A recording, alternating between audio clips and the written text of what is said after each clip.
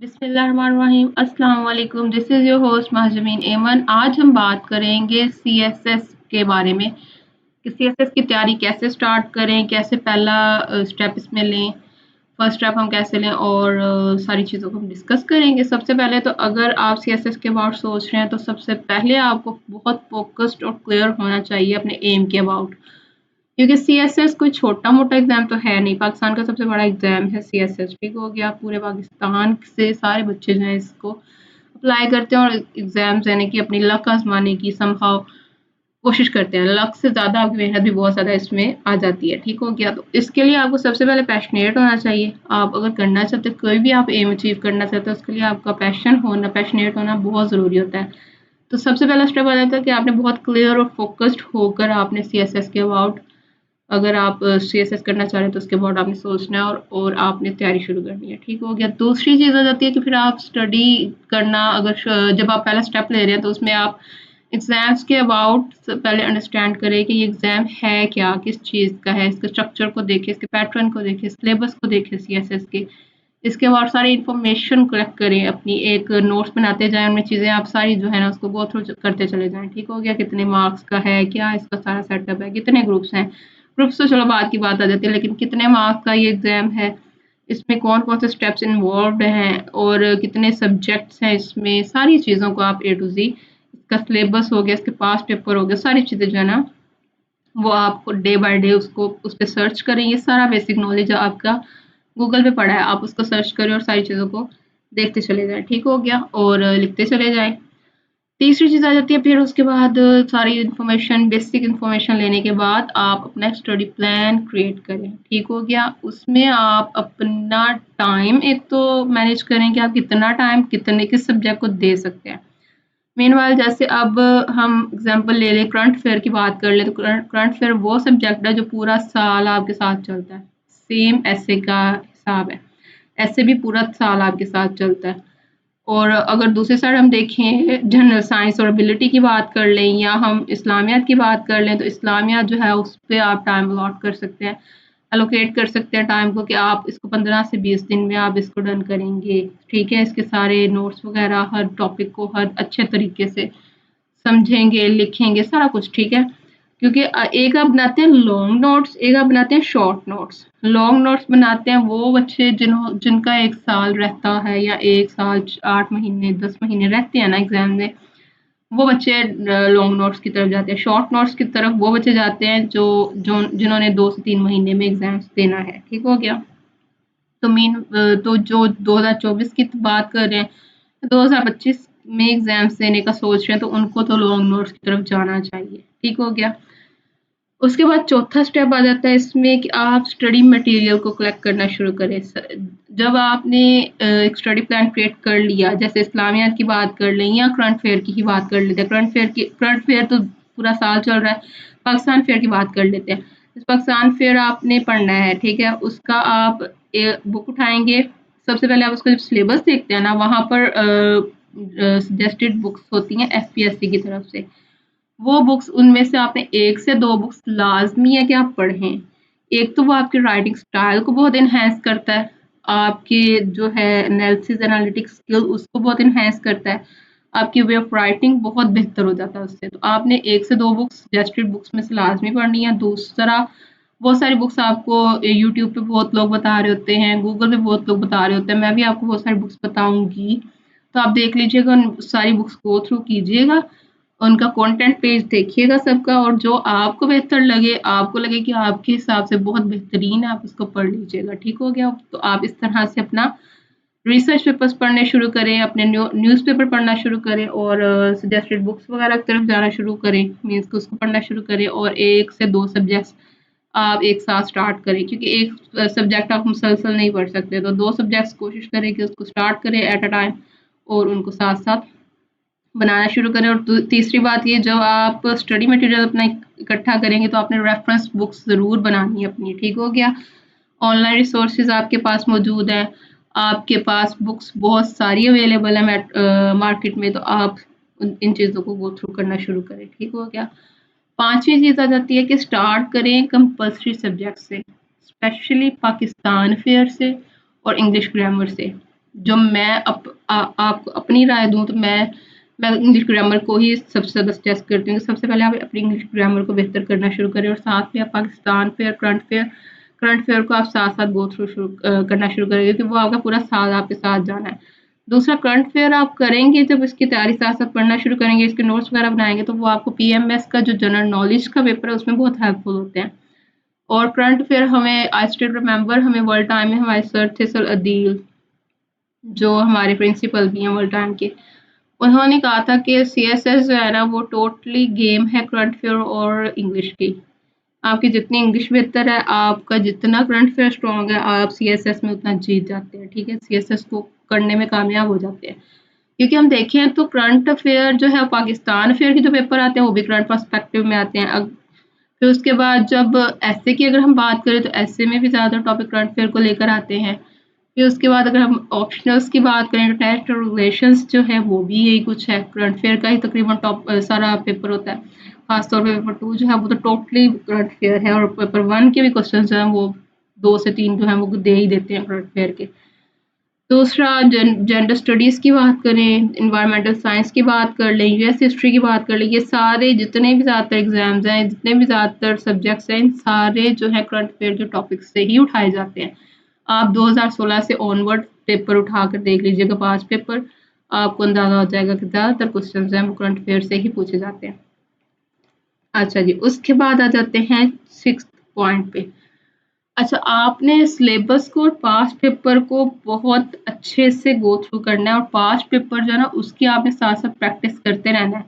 अगर आपको ये टॉपिक उठा रहे हैं, फॉर एग्ज़ाम्पल आप ग्लोबलाइज़ेशन का टॉपिक उठा रहे हैं, उसको टॉपिक को आपने हर डायमेंशन से अच्छे से कवर करने के बाद पास्ट पेपर उठाएँ, उसमें से आप उसके क्वेश्चंस ढूँढें। अगर आप करंट अफेयर के रिस्पेक्टिव में कर रहे हैं, लेकिन आप ग्लोबलाइज़ेशन जब करें ना, आपने कोशिश करनी है कि आपने एसए के पर्सपेक्टिव में भी उसको डन कर लेना है, उसको करंट अफेयर के हिसाब से भी डन कर लेना है, उसको हर तरह से डन कर लेना है, ठीक हो गया? फिर उसके बाद आपने पास्ट पेपर उठाने हैं, आपने एसए में देख लेना है, एसए उसमें से जितने टॉपिक्स पे आया, जितनी दफ़ा आया हुआ है ग्लोबलाइज़ेशन पे टॉपिक ग्लोबलाइज़ेशन के टॉपिक पे एसए आया हुआ है, उसको आप आउटलाइन बनाने की कोशिश करें, उसकी इंट्रोडक्शन लिखने की कोशिश किया करें, कंक्लूजन लिखने की कोशिश करें, सो दैट आपकी एसए की प्रैक्टिस भी हो जाएगी। और एक और चीज़ आपने प्रेसी जो है ना वो रेगुलर लिखते रहना ताकि आपकी प्रेसी लिखने का तरीका जो है काफ़ी बेहतर हो। और एक और चीज़ कि आपने चेक भी करवाना है। और कोई आपके पास अवेलेबल नहीं है ऑप्शन, आप मुझे चेक करवा सकते हैं। मैं आपको डिस्क्रिप्शन में अपना इंस्टाग्राम का जो है लिंक है वो आपको प्रोवाइड कर दूँगी, तो आप मुझे चेक करवा सकते हैं, नो इश्यूज़ एट ऑल, ठीक हो गया? और एक और चीज़ कि अब मैं आपको अपने बारे में बताऊँ तो मैंने जब सीएसएस स्टार्ट किया था, आई स्टिल रिमेंबर मैंने सबसे पहले इंग्लिश की ही बुक्स मँगवाई थी, इंग्लिश एस्से की और इंग्लिश प्रेसी की।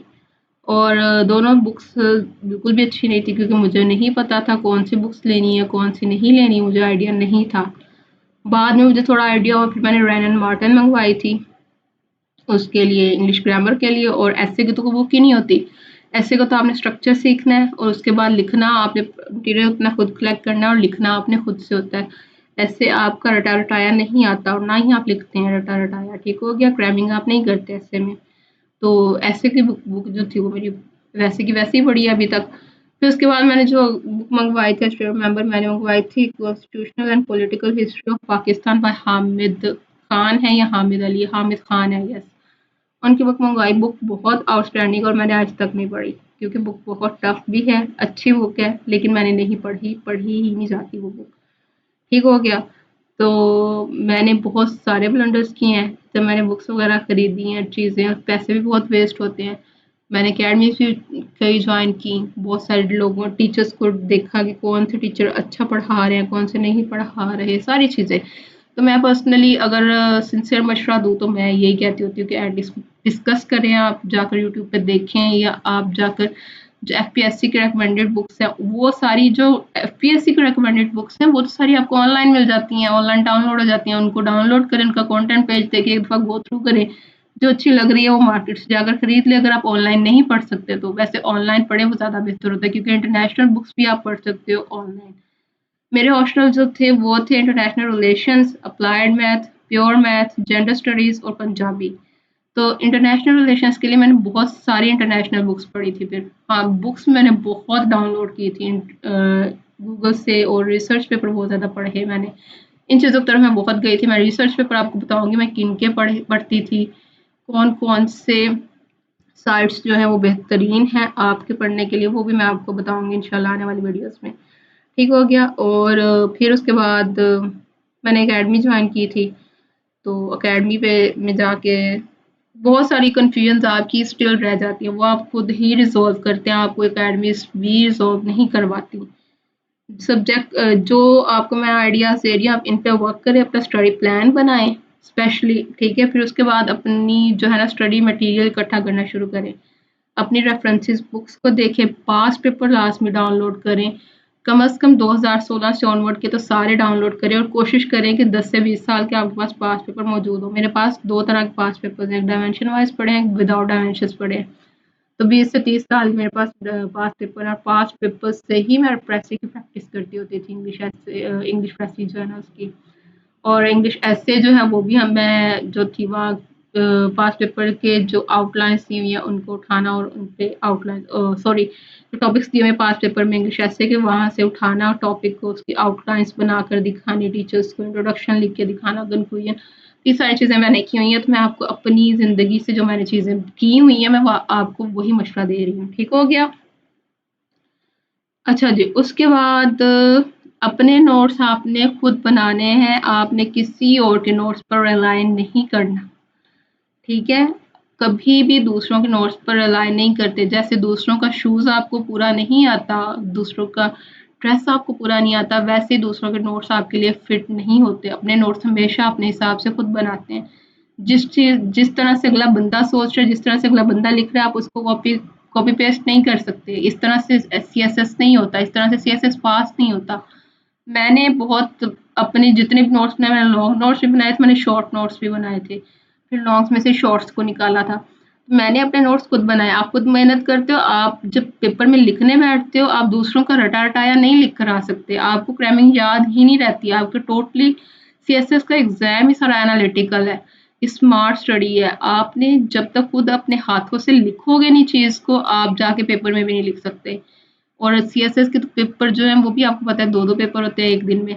तो ये बहुत कोई आसान काम नहीं है, आपने अपने हाथों से हर चीज़ को गो थ्रू करना है, लाज़मी है। अदरवाइज़ आप वहाँ पे जाके एक तो आपसे लिखा ही नहीं जाएगा, आपकी स्पीड ही इतनी ज़ीरो हो जाएगी। दूसरा ये कि आपके हाथों में दर्द शुरू हो जाएगा, कोई ना कोई मसला रहता है अगर आप ना लिखो तो। बहुत सारे लोग हैं जो वर्डप्रेस में जाके बना लेते हैं अपने क्या नाम है इसका नोट्स, माइक्रोसॉफ्ट वर्ड में जाके बना लिए जी, अपने नोट्स बना के रखे हुए होते हैं। तो ये चीज़ अच्छी है कि टाइम आपका बच जाता है, लेकिन अगर आपकी राइटिंग अच्छी है तो फिर तो आप ये काम कर लो। अगर राइटिंग आपकी स्पीड जो है वो अच्छी नहीं है, स्पीड भी आपकी बुरी है, आपका राइटिंग स्टाइल भी बहुत बुरा है, तो फिर आपको अपनी राइटिंग में बहुत ज़्यादा प्रैक्टिस की ज़रूरत है। अपनी राइटिंग को बहुत टाइम देना पड़ता है। ठीक हो गया? तो अपनी राइटिंग पे बहुत ज़्यादा फ़ोकस करें। जो चीज़ आपने पढ़नी है, आपने वो चीज़ साथ में लिखनी भी है। ठीक है? करंट अफ़ेयर के लिए आप न्यूज़पेपर्स को रेगुलर पढ़ना शुरू करें। डाउन न्यूज़पेपर आ जाता है, उधर से ट्रिब्यून एक्सप्रेस आ जाता है, बहुत सारे हमारे पेपर्स हैं। डेली चल रहा है, एक फ्राइडे को आता है, फ्राइडे समथिंग नजम सेठी साहब का। सो बहुत सारे हमारे न्यूज़पेपर जो हैं वो चल रहे हैं। मार्केट में वैसे मोस्टली जो है बच्चे वो डॉन और उसको पढ़ते हैं, ट्रिब्यून एक्सप्रेस को।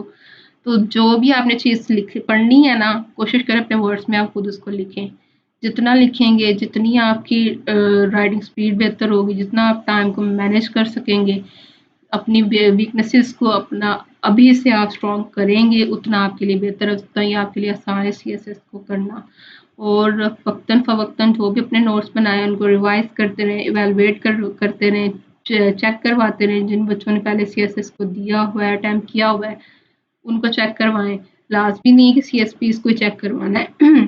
बहुत सारे टीचर्स हैं वो बहुत ज़्यादा फ़ीस ले रहे हैं, तो अगर आप बच्चे बहुत सारे हैं जो फ़ीस अफ़ोर्ड नहीं कर सकते, तो आप किसी और को चेक करवा लें। बहुत सारे ऑप्शंस आपके पास अवेलेबल हैं। आप कोई 18वीं सदी में तो रह नहीं रहे ना।